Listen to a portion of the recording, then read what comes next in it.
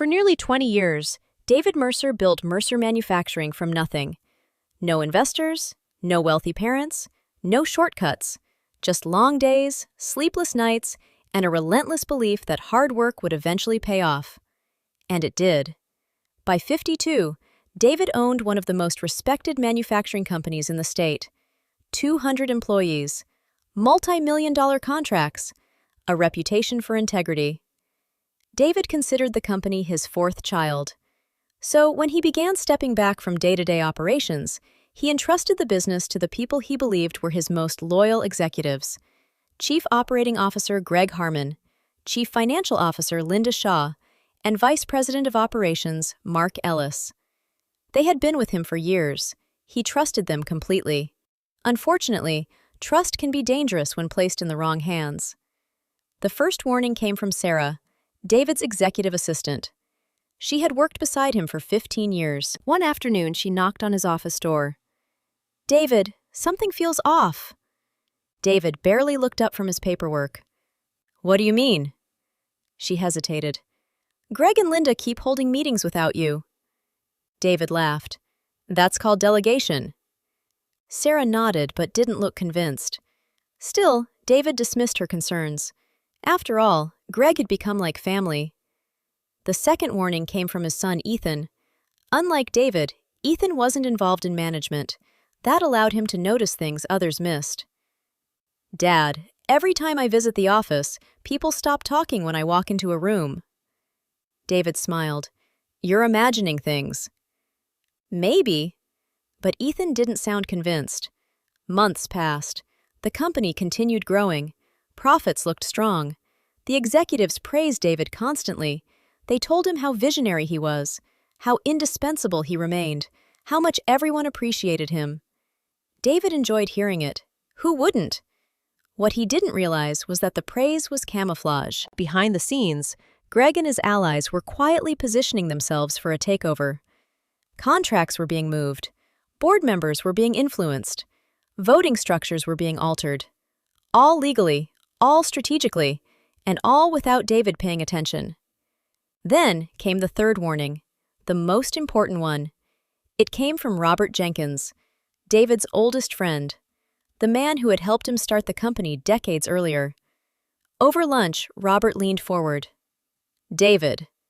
The seriousness in his voice immediately caught his attention. "Your people are building something."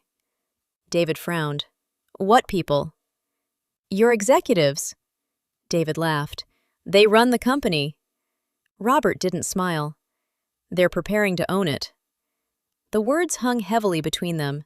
For the first time, David felt uneasy, but pride quickly pushed the feeling away. "They'd never do that." Robert sighed. "I hope you're right." He wasn't. 3 months later, David arrived at headquarters expecting an ordinary board meeting. Instead, he walked into an ambush. The conference room was packed. Lawyers, board members, executives. Greg sat calmly at the far end of the table.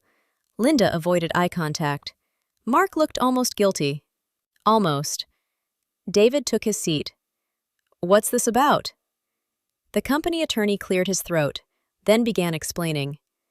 Over the years, ownership structures had changed. Voting rights had shifted. Board appointments had been manipulated. A coalition now controlled enough votes to remove David as CEO. Effective immediately. David stared in disbelief. "This is a joke." No one laughed. Slowly, he looked around the room. The faces he'd trusted, the people he'd promoted, the people he'd defended. Every one of them knew. Every one of them had participated.